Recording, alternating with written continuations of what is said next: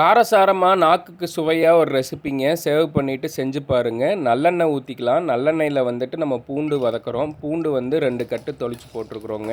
இது எண்ணெயில் வணக்காமல் பச்சையாக கூட செய்யலாங்க. எனக்கு பச்சையாக பிடிக்காது. அதுக்கப்புறம் வெங்காயம் வந்து 20 போட்டு நல்லா வணக்குங்க. காரம் அதிகமாக வேணும் அப்படின்னா 5 மிளகா 6 மிளகா போட்டுக்கலாம். இந்த 4 மிளகாவே நல்லா சுருக்குன்னு இருந்தது. கொஞ்சமாக கருவேப்பிலை, சின்ன துண்டு புளி, அதுக்கு வந்து கல்லுப்பு போட்டுக்குங்க.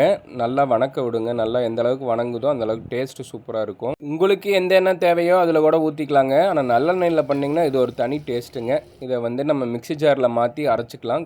கொஞ்சமாக தண்ணி ஊற்றி லைட்டாக கொரன்னு அரைச்சிக்குங்க. இப்போ வந்து இது தாளிப்பு ரெடி பண்ணுறோம். நம்ம கடலெண்ணெய் ஊற்றி இருக்கிறோம். ப்ளஸ் வந்து கடுகு போட்டுக்கலாம். உங்களுக்கு வேணுன்னா கடலப்பருப்பு போட்டுக்குங்க. கடலப்பருப்பு தேவைப்படாது. கருவேப்பிலை கொஞ்சம் போட்டு தாளித்து கொட்டினீங்கன்னா சூப்பரான சட்னி ரெடி. ஒரு வாரமாக வாய்க்கு ஒன்றுமே பிடிக்கலன்னு நினைக்கிறவங்களுக்கு செஞ்சு கொடுங்க. சூப்பராக சாப்பிடுவாங்க. இட்லி தோசைக்கு சூப்பராக இருக்கும். இதுக்கெல்லாம் டைம் இல்லைன்னா நிகழ்மகிழில் ப்ரீமிக்ஸ் இருக்குது. சட்னி ப்ரீமிக்ஸ் தேவைப்படுறவங்க வாங்கிக்கிங்க. இது மாதிரி ரெசிபிக்கு ஃபாலோ பண்ணிக்கிங்க.